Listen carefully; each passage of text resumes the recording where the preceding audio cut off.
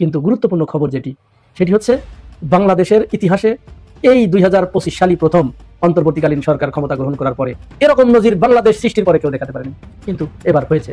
ইউনূস সরকার দেখিয়েছে, তাহলে এটা অসম্ভব নয় যদি সরকারের সদিচ্ছা থাকে। ডক্টর মোহাম্মদ ইউনূস একটি খেলা দেখাবে রাজনীতির মাঠে। শুধুমাত্র বাংলাদেশের রাজনীতিবিদরা নয়, পাশের দেশ ভারতের লেংটি খুলে যাবে। পরিকল্পনা যদি বাস্তবায়ন হয়, ওপেন হয়ে যাবে নরেন্দ্র মোদীর একেবারে আন্ডারওয়ে সহ। এবার ডক্টর ইউনূস নিজেই খোলামেলা স্পষ্টভাবে জানিয়ে দিলেন যে কত বড় ঘটনা ঘটতে যাচ্ছে। তো যা জানিয়ে দিয়েছেন যে বিশাল অর্জন, এত অর্জন, ডক্টর ইউনূস সরকার একটা কঠিন কাজ করে সফল হয়ে গেল। নিঃসন্দেহে আপনারা শুনলে অবাক হবেন। সবচেয়ে বড় খবর যেটা বাংলাদেশের মানুষের জন্য, এটা একটা গ্রেট নিউজ আমাদের জন্য।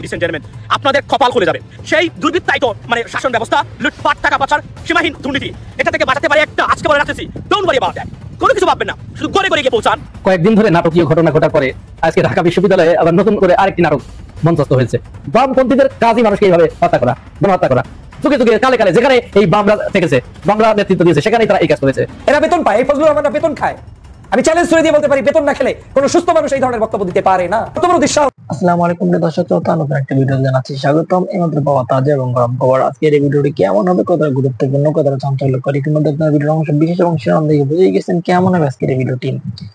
আজকের এই ভিডিওটি খুবই খুবই গুরুত্বপূর্ণ এবং চাঞ্চল্যকর। বেশি কথা না বাড়িয়ে বিস্তারিত ভিডিওতে চলে যাবো। তার আগে রিকোয়েস্ট থাকবে, যারা এরকম ভিডিও দেখতে পছন্দ করেন চ্যানেলটি সাবস্ক্রাইব করে আমাদের সাথেই থাকবেন। প্রিয় দর্শক বন্ধুরা, সেই সাথে কে কোথা থেকে এই ভিডিওটি দেখছেন অবশ্যই সেই বিষয়টি আপনারা কমেন্ট করে বলে যাবেন আপনাদের ঠিকানাগুলো।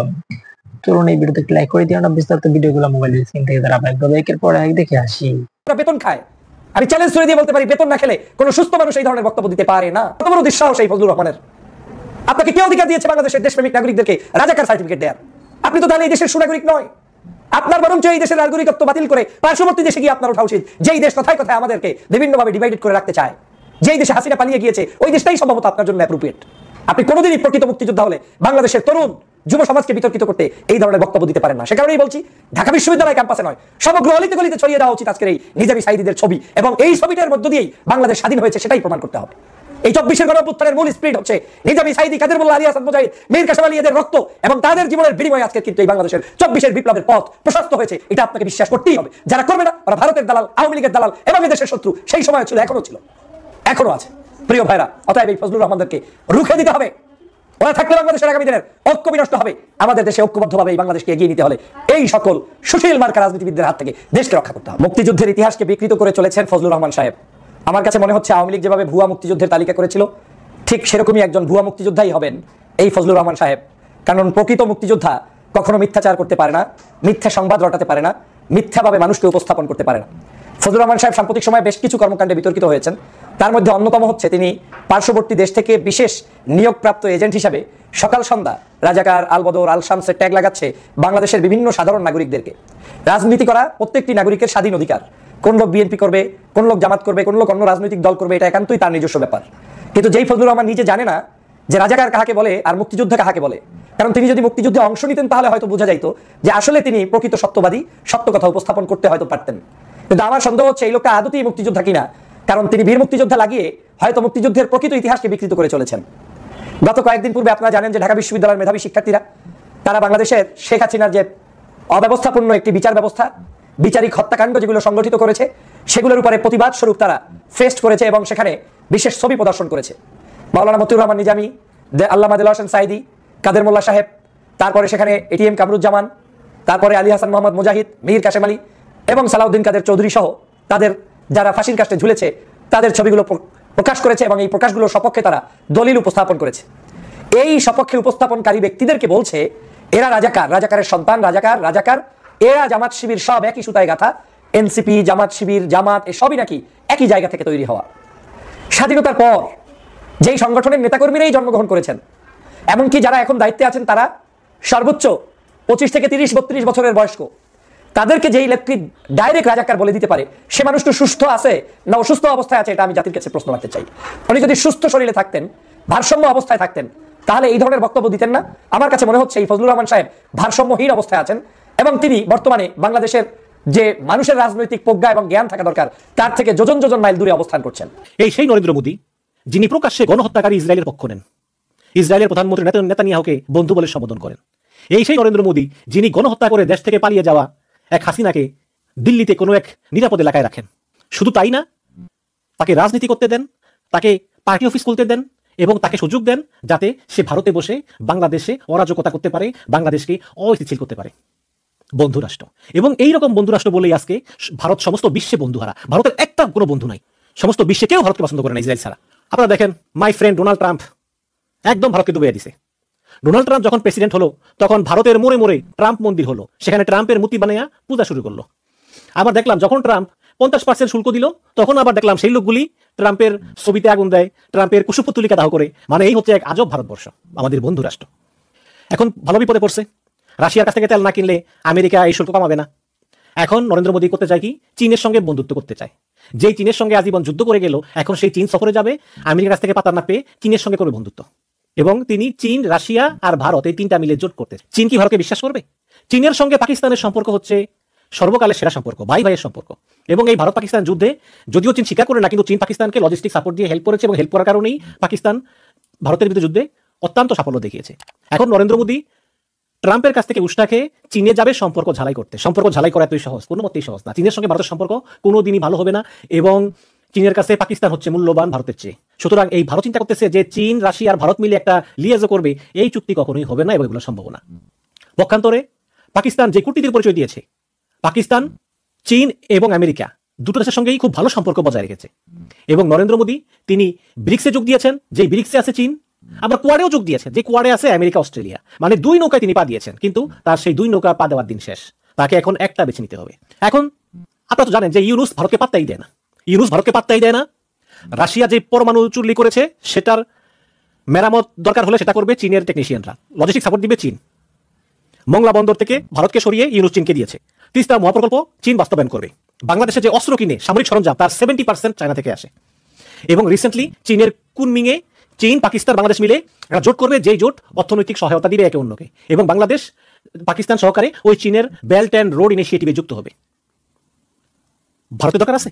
দরকার নাই তো। ভারত এটা বন্ধ করে, ওইটা বন্ধ করে, এটা বন্ধ করে, ভিসা বন্ধ করে, এগুলো করে কিছুই হবে না। এগুলো করে আসলে ভারত নিজে ক্ষতি করতেছে এবং সমস্ত বিশ্বে নিজেই বন্ধুহীন হয়ে পড়েছে, একবারে হয়ে পড়েছে। এখন ভূরাজনীতিতে ভারতের কোনো মূল্যই নেই, ভারতের চেয়ে বড় পাকিস্তানের মূল্য অনেক বেশি।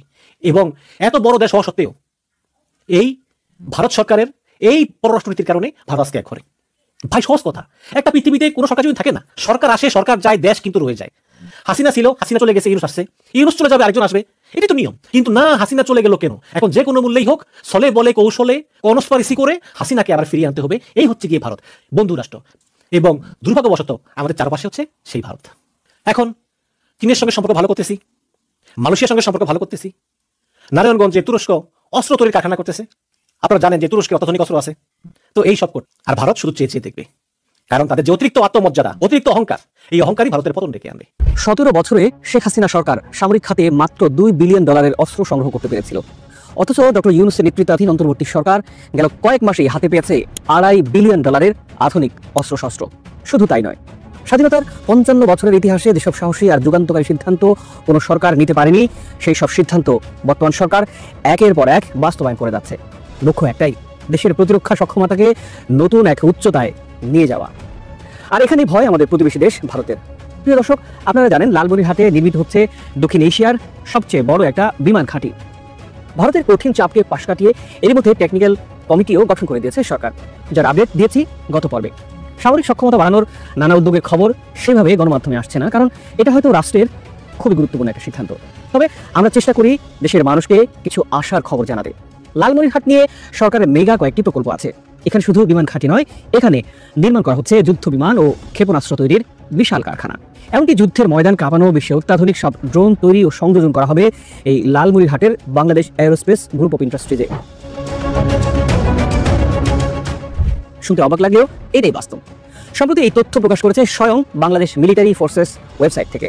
চীন, পাকিস্তান আর তুরস্কের সহযোগিতায় অত্যাধুনিক এই যুদ্ধ বিমান কারখানার বিস্তারিত তুলে ধরা হয়েছে এই ওয়েবসাইটে। বাংলাদেশে এই এরোস্পেস ইন্ডাস্ট্রিজ নিয়ে যতটা আলোচনা তার থেকে বেশি হচ্ছে আমাদের প্রতিবেশী দেশ ভারতে।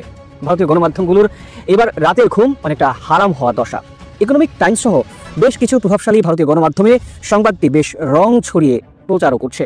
আর পশ্চিমবঙ্গের মিডিয়া তো আরো কয়েক ধাপ এগিয়ে, পারলে এখনই বাংলাদেশ আক্রমণ করে বসে তারা। বাংলাদেশের উত্তর অংশের সীমান্ত ঘেঁষা জেলা লালমনিরহাটে বাংলাদেশের এই বিমানবন্দরটির অবস্থান। মূলত ব্রিটিশ আমলে 1931 সালে এটি সামরিক বিমান ঘাঁটি হিসেবে নির্মাণ করা হয়। এরপর দ্বিতীয় বিশ্বযুদ্ধের সময় এই অঞ্চলের কৌশলগত দিক দিয়ে বেশ গুরুত্বপূর্ণ ভূমিকা রাখে লালমনিরহাটের এই বিমান ঘাঁটিটি। সেই সময়কার এশিয়ার বৃহত্তম এই বিমানবন্দরটি যুদ্ধের পর অনেকটা পরিত্যক্ত হয়ে যায়। ভারতের চিকেন নেক থেকে মাত্র 20 কিলোমিটার দূরে এই বিমান ঘাঁটির অবস্থান। পাকিস্তান আমলে তো নয়, স্বাধীন বাংলাদেশের কোনো সরকারও আর চালু করতে পারেনি এটি। মূলত ভারতের চাপেই এটি এতদিন বন্ধ ছিল। ঘুমন্ত সেই দানবকে আবারও জাগিয়ে তুলতে চলেছে নতুন বাংলাদেশের কাণ্ডারি ডক্টর মোহাম্মদ ইউনূস। প্রশ্ন হলো, লালমনিরহাটের এই বিমান ঘাঁটি নিয়ে এশিয়ার খেলোয়াড়দের কেন এত আগ্রহ? 5 বছর আগে এই অঞ্চলে উড়োজাহাজ মেরামত ও রক্ষণাবেক্ষণের কেন্দ্র গড়ে তুলতে চেয়েছিল সৌদি আরব। এই লক্ষ্যে দেশটির রাষ্ট্রায়ত্ত বিমান মেরামত ও রক্ষণাবেক্ষণ প্রতিষ্ঠান আল সালাম এরোস্পেস ইন্ডাস্ট্রিজ শুরুতে বাংলাদেশে অন্তত $200 কোটি বিনিয়োগের পরিকল্পনাও করেছিল। এমনকি 2024 সালে বাংলাদেশে বিমান মেরামতের কারখানা করতে চেয়েছিল ক্যানাডিয়ান একটি কোম্পানিও। গুঞ্জন আছে লালমনিরহাট বিমান ঘাঁটিতে ঘাঁটি করতে চায় যুক্তরাষ্ট্র। কিন্তু লালমনিরহাট নিয়ে সকল পরিকল্পনা ও চেষ্টা বরাবরই হাওয়ায় মিলিয়ে যায় অদৃশ্য কোনো একটা কারণে। কিন্তু দেশের রাজনৈতিক পালাবদলে পাল্টে গেছে অনেক হিসাব নিকাশ। নতুন করে হাওয়া পাচ্ছে লালমনিরহাট বিমান ঘাঁটির পালে। এদিকে লালমনিরহাট বিমান ঘাঁটিকে চায়নার এয়ারবেস হিসেবেই দেখছে ভারত। দেশটির সবথেকে দুর্বলতম স্থান চিকেন নেকের মাত্র 20 কিলোমিটার দূরে বাংলাদেশের এই মহাযজ্ঞের খবরে ভারতের মাথায় যেন আকাশ ভেঙে পড়েছে। ভারতের আপত্তি উপেক্ষা করে শুধু বিমান ঘাঁটি নয়, রীতিমতো যুদ্ধ বিমান কারখানা চালু করতে যাচ্ছে বাংলাদেশ সরকার। প্রশ্ন হলো, ভারত কি বসে থাকবে বাংলাদেশের এই অগ্রগতিতে? ভারত মনে করছে এখানে বিমান ঘাঁটি হলে ভারতের 7 সিস্টার্স এবং চিকেন নেক হুমকির মুখে পড়বে। রাশিয়া যেমন ইউক্রেনকে নেটোতে যোগ দিতে দিবে না, ঠিক তেমনই ভারত ও লালমনিরহাটে বিমান ঘাঁটি কোনোভাবেই মেনে নেবে না। প্রয়োজনে বাংলাদেশের বিরুদ্ধে সামরিক অভিযান চালানোরও ইঙ্গিত পাওয়া যায় তাদের কথায়। প্রিয় দর্শক, আপনি কি মনে করেন ভারত কি বাংলাদেশে কোনো সামরিক অভিযানের মতো পদক্ষেপ নেওয়ার সাহস করবে? অবশ্যই আপনার মতামত কমেন্ট করে জানাবেন। এবার দেখে নেই লালমনিরহাটের এরোস্পেস ইন্ডাস্ট্রিজে কি করার পরিকল্পনা ডক্টর ইউনূস সরকারের। মূলত এখানে তৈরি হচ্ছে একটা পূর্ণাঙ্গ কারখানা, যেখানে যুদ্ধ বিমান তৈরি, সংযোজন, মেরামত তো থাকছেই, সাথে এখানে তৈরি হবে আকাশ প্রতিরক্ষা ব্যবস্থাও, যাকে বলে এয়ার ডিফেন্স সিস্টেম। সব থেকে বড় সুখবর হলো এই কারখানায় তৈরি হবে মিসাইল। হ্যাঁ, আপনি ঠিকই শুনছেন, মিসাইল তৈরির দেশের নাম লেখাতে যাচ্ছে বাংলাদেশ। আর তাতেই ভারতের রীতিমতো ঘুম হারাম হয়ে গেছে। কয়েকদিন ধরে নাটকীয় ঘটনা ঘটার পরে আজকে ঢাকা বিশ্ববিদ্যালয়ে আবার নতুন করে আরেকটি নাটক মঞ্চস্থ হয়েছে। নাটকটা কি? ঢাকা বিশ্ববিদ্যালয় প্রশাসন, সেখানে বিশ্ববিদ্যালয়ের ভিসিও উপস্থিত ছিলেন এবং অন্যান্য যে সমস্ত প্রশাসনিক কর্মকর্তারা তারা সবাই উপস্থিত ছিলেন। সমস্ত রাজনৈতিক দলগুলোর নেতাদেরকে ডেকে তারা একটা মিটিং এর ব্যবস্থা করে, মিটিং এর আয়োজন করে। সেখানে আলোচনার মূল বিষয় ছিল যে ঢাকা বিশ্ববিদ্যালয়ের রাজনীতি কি হবে, রাজনীতির ব্যাপারে কার কি অবস্থান, এটি শোনার জন্য। এবং তাদের কনসার্ন নিয়েই সাধারণ শিক্ষার্থীরা বিগত শেখ হাসিনার আমলে ছাত্রলীগের হাতে যে নির্মম নির্যাতনের শিকার হয়েছে, যে র্যাগিং এর শিকার হয়েছে, যে গণরুমের শিকার হয়েছে, যে গেস্ট রুমের শিকার হয়েছে, এই কালচারে তারা আর ফিরে যেতে চায় না। ফলে ঢাকা বিশ্ববিদ্যালয় থেকে তারা ছাত্র রাজনীতি চিরতরে নিষিদ্ধ চায়। আবার ছাত্ররা, ছাত্র শিবির, ছাত্রদল, বাকশাস, তারপরে বামপন্থী যে ছাত্র সংগঠনগুলো আছে, এরা তো সেখানে রাজনীতি করবে। ছাত্রদল তো অলরেডি তাদের সমস্ত হল কমিটি ঘোষণা করার কারণেই তো এই ধরনের পরিস্থিতি সৃষ্টি হলো। তারা সেখানে রাজনীতি করবে, অথচ সাধারণ শিক্ষার্থীরা চায় যে হলে বা ক্যাম্পাসে কোনো ছাত্র রাজনীতি থাকবে না। এইটার একটা সুরাহা করার জন্য মিটিং এ বসেছিল। এই মিটিং এ ছাত্র শিবির আবার একটা বুদ্ধিদীপ্ত কৌশল অবলম্বন করেছে। তারা পরিষ্কার করে বলে দিয়েছে যে ঢাকা বিশ্ববিদ্যালয়ের ছাত্ররা যদি চায় যে হলে কোনো সংগঠন থাকবে না, কোনো কমিটি থাকবে না, হলে কোনো রাজনীতি থাকবে না, তাহলে ছাত্র শিবির ছাত্রদের কনসার্নের সাথে সম্পূর্ণ একমত, তারা হলে কমিটি দেবে না। কিন্তু ছাত্রদল, ছাত্র ইউনিয়ন, ছাত্র মৈত্রী, গণতান্ত্রিক ছাত্র ফ্রন্ট, বাম ছাত্র ফ্রন্ট, এই 3 সংগঠন এবং এনসিপি, বাকশাস, এরা সেখানে রাজনীতি করবেই। এখন মজার ব্যাপার হচ্ছে এখানে এই বাকশাসের যে কয়েকটা ছেলেপেলে এখানে আছে, যে আব্দুল কাদের, তাদের দিয়ে বাকেট দিয়ে, এরা দেখেন কেমন একটা মানে হাস্যকর একটা খেলায় এরা মেতে উঠেছে। এই ছেলেপেলেগুলো আসলে বুদ্ধি শুদ্ধি এত কম, এত শিশু সুলভ, এরা কিন্তু ঠিকই রাজনীতি করছে, অন্য কাউকে রাজনীতি করতে দেবে না। ঠিক ওই হাসিনার আমলে যেরকম হয়েছিল, এরাই কিন্তু এই বাকশাসের যে কাদের ছেলেরা, এই ছেলেরাই কিন্তু কয়েকদিন ধরে এইগুলো খেলালো। শিবিরের টেন্টে ছাত্র ইউনিয়নকে পাঠিয়ে দিল যে ওখানে যে তোমরা আন্দোলন করে এসো, ওদেরকে এটা বন্ধ করতে বলো। ওরা গেল, ছাত্র ইউনিয়ন গেল। আবার ছাত্র দলের যে কমিটিকে কেন্দ্র করে যে গভীর রাতে সমস্ত ছাত্রছাত্রীরা যে রাস্তায় নেমে এলো, কিন্তু পুরা নেতৃত্ব দিয়েছে এই বাকশাসের ছেলেপেলেগুলো। এরা আসলে কি চায়? এরা নিজেরা সবকিছু করবে, নিজেরা রাজনীতি করবে, পুরা ক্যাম্পাস নিজেদের দখলে রাখবে, কিন্তু কাউকে করতে দিবে না। এটাকে কেন্দ্র করে ভিসি মহোদয় কিন্তু মিটিং এর আহ্বান করেছিলেন। মজার ব্যাপার হচ্ছে এই মিটিং এ কিছুক্ষণ চলার পরে এই বামপন্থী যে ছাত্র সংগঠন 3টা, ছাত্র ইউনিয়ন, ছাত্র মৈত্রী আর ওই যে বাম ফ্রন্ট নাকি যেন একটা, তো এদের নেতাগুলোর একটু চেহারা দেখেন। আমি যে জেবলু নাকি ওর নাম, একটু ছবিটা দিয়ে দিচ্ছি, একটু চেহারা দেখেন আসলে এরা। তারপরে আপনারা কেউ মেঘমোল্লাকেও দেখেছেন। এরা আসলে কি চায় বাংলাদেশ, এরা কি করতে চায়? এদের মানে এরা ছাত্র শিবির ওই প্রোগ্রামে থাকার কারণে তারা ওয়ার্কআউট করেছে, প্রোগ্রাম থেকে বের হয়ে চলে গেছে যে স্বাধীনতা বিরোধী গণহত্যাকারী যারা, এই ছাত্র শিবির এখানে থাকলে আমরা এখানে থাকবো না। তোমরা বড় হাসি পায়, ওরা গণহত্যাকারী কাদেরকে বলে? গণহত্যাকারী তো ওদের বাপ বুঝতে পেরেছেন, অর্থাৎ ভুট্টো। ওরা কিন্তু এই ভুট্টোর রাজনৈতিক বংশধর, জানেন তো এটা? এই বামপন্থীরা, ভুট্টো কিন্তু বামপন্থী ওদের রাজনীতি করতো, সেই ভুট্টোই তো দেশে এরকম গণহত্যা চালিয়েছে। ভুট্টো যে দলের, ওরাও সেই দলের। বামপন্থীদের কাজই মানুষকে এইভাবে হত্যা করা, গণহত্যা করা। যুগে যুগে কালে যেখানে এই বামরা থেকেছে, বামরা নেতৃত্ব দিয়েছে, সেখানেই তারা এই কাজ করেছে। তুরস্কের কামাল আতাতুর্ক কি করেছে? এই ভুট্টোর সহযোগী সমগোত্রীয় এই হাসিনার আমলে যারা এই যে গণহত্যা চালিয়েছে, সবই তো এই বাম ঘরানার। তো এই ছেলেপেলেগুলো ছাত্র শিবিরকে সেখানে রাজনীতি করতে দেবে। কি একটা মজার একটা আবদার রে, এটা যেন মামা বাড়ির আবদার। আরে ভাই, তোর কি সারা ক্যাম্পাস ঘুরে তুই 50 জন ছেলে জোগাড় করতে পারবি? আর ছাত্র শিবির একটা ডাক দিলে পরে ঢাকা বিশ্ববিদ্যালয়ে 10-12 হাজার ছাত্র বেরিয়ে আসবে রাস্তায়। তুই কাকে কি বলিস রে ভাই? কার রাজনীতি চাস না? স্বাধীনতার পর থেকেই তো বাংলাদেশ ছাত্র ইউনিয়ন, বাংলাদেশ ছাত্র মৈত্রী, তার আগে থেকেই রাজনীতি শুরু তাদের। তো কই এই 54 বছরে 54টা লোক কেন তোমাদের ধরে নাই কপালে? তার মানে তোমাদের এই রাজনীতি এদেশের জনগণ খায় না। বুঝতে হবে, তোমরা হয়তো ভিন্ন পথে হাঁটছো, বাংলাদেশের মানুষ যাচ্ছে, তোমরা তার ভিন্ন পথে হাঁটছো। তোমাদের কেন, তোমাদের চাওয়ার কি দরকার আছে লোকজনের? তোমাদের দিয়ে কি হবে? তোমরা রাজনৈতিক ভাবে কাউকে মোকাবেলা না করতে পেরে অমুককে রাখতে দেবো, এটা ওই যে আবুল মনসুর আহমেদের ভাষায় এটাকে বলে ইনফ্যান্টাইল লেফটিজম, অর্থাৎ শিশু সুলভ বামপন্থা। শিশু সুলভ বামপন্থা কি? ওই যে ছোটবেলায় আমরা যখন দেখতাম যে কেউ একটু ভালো খেলে, স্বাস্থ্য ভালো, ওর সাথে খেলে পারবো না, তখন কি করতাম? আমরা 15-20 জন একদিকে হতাম। এই 15-20 জন একদিক হয়েও যখন আর দেখা যেত যে পারা যাবে না, তখন খেলবো না, তোর সাথে খেলবো না, ওকে বাদ দিতে হবে। হ্যাঁ, এই যে আবদার, এই শিশু সুলভ বামপন্থা, এটা এদের আচরণও ঠিক এরকম শিশু সুলভ। হ্যাঁ, মানে খেলবো না, ওর সাথে খেলবো না। তুমি ফাঁকা মাঠে গোল দিতে চাও, শিবির রাখবে না, ফাঁকা মাঠে গোল দিবা? ছাত্র শিবিরের এত লোক কেন? দীর্ঘদিন ধরে তো ছাত্র শিবিরের রাজনীতি ঢাকা বিশ্ববিদ্যালয় বন্ধ ছিল, বন্ধ করে রেখেছো তোমরা। তাদেরকে রাজনীতি করতে দাও নাই, চলে বলে কলে কৌশলে। এবং কি কারণে সেটাও আমরা জানি। এই ঢাকা শহরে কাওরান বাজার হচ্ছে গাজার আড়ত। ভারত থেকে যে গাঁজা ঢোকে প্রতিদিন 70-80 কেজি গাঁজা ঢোকে, এটার মূল আড়ত হচ্ছে কাওরান বাজার। এবং এই কাওরান বাজার থেকে প্রতিদিন 8 থেকে 10 কেজি গাঁজা যায় ঢাকা। আওয়ামী লীগ নিষিদ্ধ হয়নি এখনো টেকনিক্যালি। আওয়ামী লীগের বিচার হবে আইসিটিতে, তাতে নির্ধারিত হবে আওয়ামী লীগ নিষিদ্ধ হবে কিনা।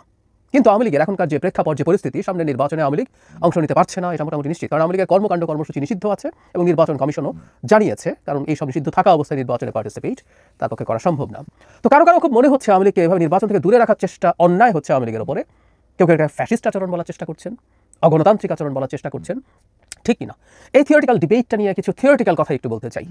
দুদিন আগে একটা টক শোতে বেশ তর্ক বিতর্ক বা বাকবিতণ্ডায় আমি জড়িয়ে পড়েছিলাম দুজন মানুষের সাথে। দীর্ঘ সময় তাদের সাথে শো করেছি, জনাব মাসুদ কামাল এবং জনাব আবু আলম শহীদ খান। ঘটনা হচ্ছে, এই দুজন মনে করেন আওয়ামী লীগ থাকা উচিত। যুক্তি তারা যা দিয়েছেন দু একটা বলবো। সেখানে যেটা হয়, যথেষ্ট সময় ছিল না, শেষ মুহূর্তে এই ঘটনাটা ঘটে, ফলে আমি আমার ব্যাখ্যাগুলো খুব ডিটেল দেওয়ার সুযোগ পাইনি, ওনারাও পাননি, ওনারাও আসলে যথেষ্ট সুযোগ ছিল না। আমার মনে হয় আমি একটু বলে রাখি, ইন জেনারেল এই ইস্যুতে যে কারোর সাথে যে কোনো কথা, যে কোনোখানে আমি ডিবেটে নামতে প্রস্তুত আছি, যে কেউ কোনো টিভি চ্যানেল অথবা অন্য কোথাও, আই এম রেডি। যাই হোক, আমি আমার পয়েন্টগুলো একটু বলি। মানে যুক্তি কি আসছে, যে আওয়ামী লীগের প্রধান যুক্তি যেটা, সম্ভবত এটাই একমাত্র যুক্তি, যে এই দেশের এখনো অনেক মানুষ আওয়ামী লীগ সমর্থন করে, সুতরাং আগামী নির্বাচনে তার পছন্দের মার্কা কেন থাকবে না। এখন আওয়ামী লীগ কেউ বলেন সবচেয়ে খারাপ যে নির্বাচন করেছে সেখানে এত পার্সেন্ট পেয়েছে, অত পার্সেন্ট পেয়েছে, সুতরাং এখন তাই আছে। আবার কেউ বলেন যে তার যেহেতু অন্যায় অবিচার অত্যাচার হয়েছে তাই তার সমর্থন কমে গেছে। আমি আমারটাও যদি ধরি, still it's a huge number. আমার বিবেচনায় 20% ভোটার এখনো আওয়ামী লীগের পক্ষে আছে। 20% ভোটার মানে হচ্ছে আমাদের ভোটারের হিসাবে প্রায় 2.5 কোটি voter. It's a huge number, কোনো সন্দেহ নেই। তাহলে যুক্তি হচ্ছে, তারা যেটা দেওয়ার চেষ্টা করছেন, 20% ভোটারের চয়েস কেন থাকবে না। মাসুদ কামাল ভাই যেটা বলেছেন সেটা এরকম, যে আমি মাংস দিয়ে ভাত খেতে চাই, আমার সামনে 5 রকম মাছ দিলে তো লাভ নেই। শুনতে খুব সঠিক যুক্তি বলে মনে হয়, কিন্তু এটা সঠিক কিনা। বা নির্বাচনী ব্যবস্থায়, গণতান্ত্রিক ব্যবস্থা একটা দলকে নিষিদ্ধ না করে তার বিরুদ্ধে বরং লড়াই করা হোক জোট বেঁধে।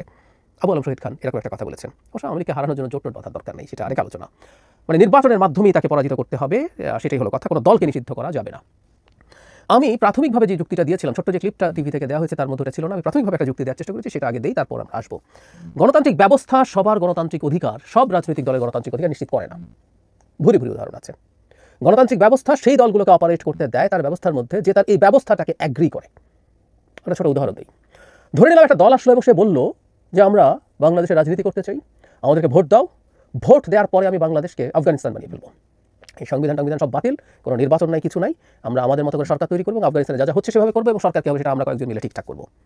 অথবা আফগানিস্তান বানাবো না বলেও যদি বলে একটা 1 পার্টি স্টেট বানিয়ে ফেলবো, নির্বাচন বাতিল, ভবিষ্যতের 1 পার্টি স্টেট হবে, আমাকে নির্বাচন করতে দাও। প্রশ্ন হচ্ছে, আমাদের বিদ্যমান গণতান্ত্রিক ব্যবস্থা সেই দলটা অপারেট করতে পারে কিনা।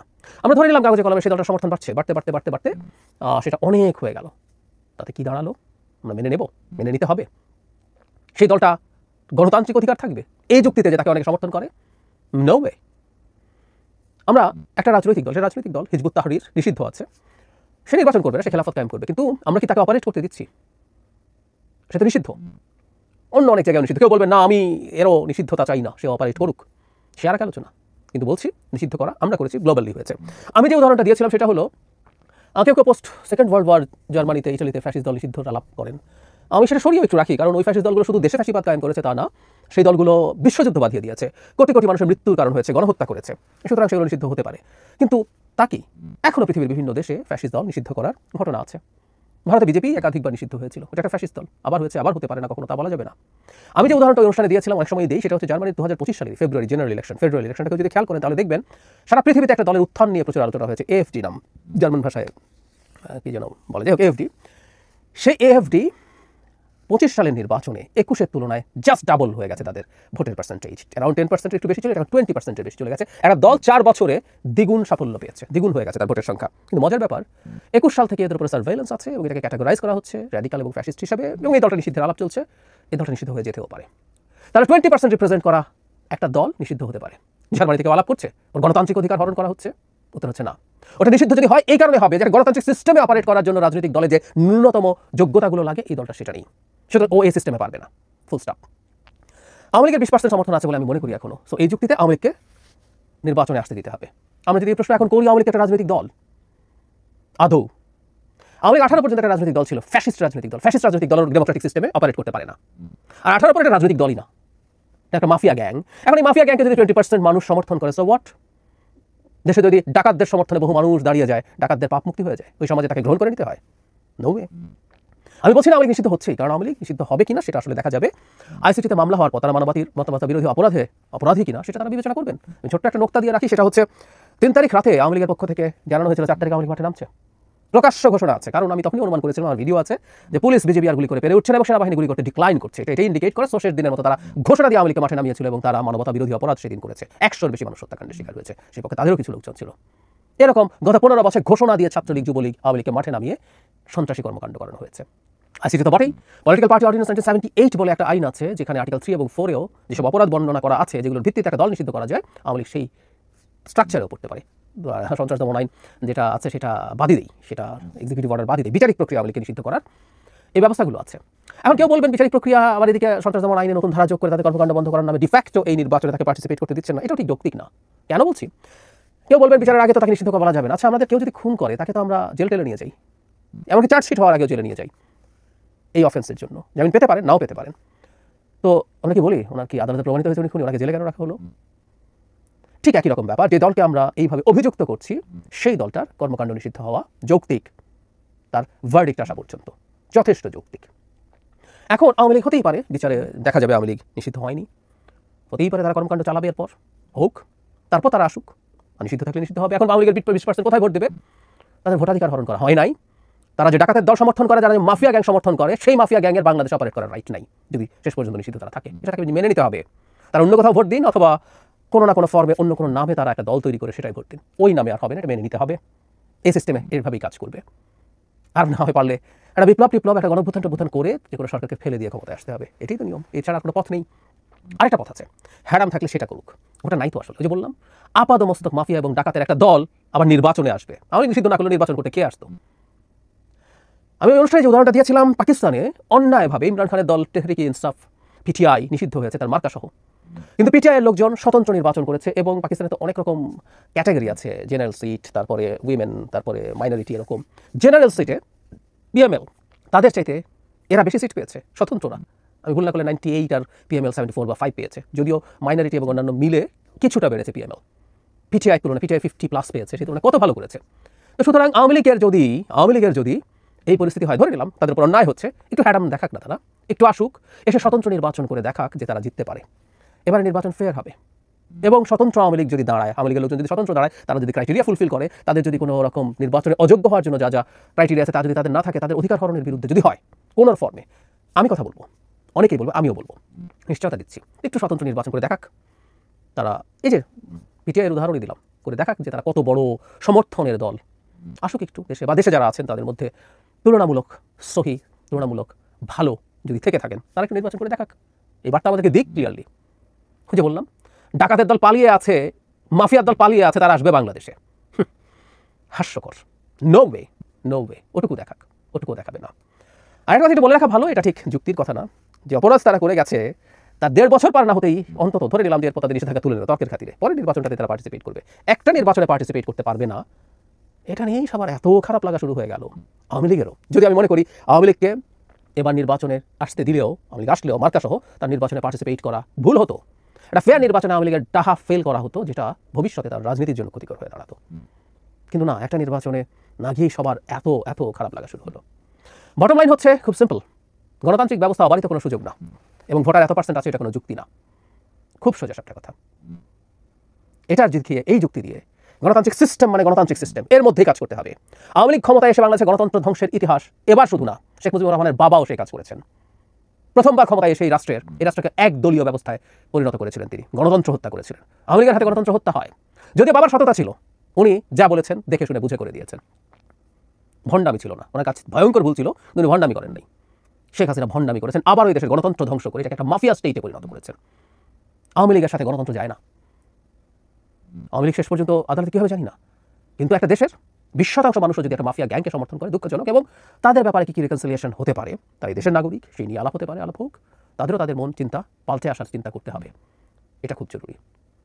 আবারও বলছি, আদালত সিদ্ধান্ত নেবে, কিন্তু কেউ যদি বলেন গণতান্ত্রিক দেশে গণতান্ত্রিক ব্যবস্থায় দল নিষিদ্ধ করা যায় না, এটা একেবারেই, গণতান্ত্রিক ব্যবস্থা কি, কীভাবে কাজ করে, কী হচ্ছে, কোথায় কোথায়, সেই ব্যাপারগুলো একটু মাথায় নিয়ে বলা উচিত। এতে প্রিয় দেশবাসী, শুরু থেকে শেষ পর্যন্ত যারা এই ভিডিওটি দেখেছেন সকলকে জানাই অসংখ্য অসংখ্য ধন্যবাদ। যারা এরকম নিউজ ভিডিওতে পেতে পছন্দ করেন তারা অবশ্যই এই চ্যানেলটি সাবস্ক্রাইব করে পাশে থাকা বেল আইকনটি বাজিয়ে দিবেন। যারা এখনও এই ভিডিওটি শেয়ার করেননি, এই ভিডিওটি দ্রুত শেয়ার করে সকলকে দেখার সুযোগ করে দিন। আজকের মতন এই পর্যন্ত, দেখা হচ্ছে পরবর্তী কোনো ভিডিও নিয়ে ইনশাল্লাহ।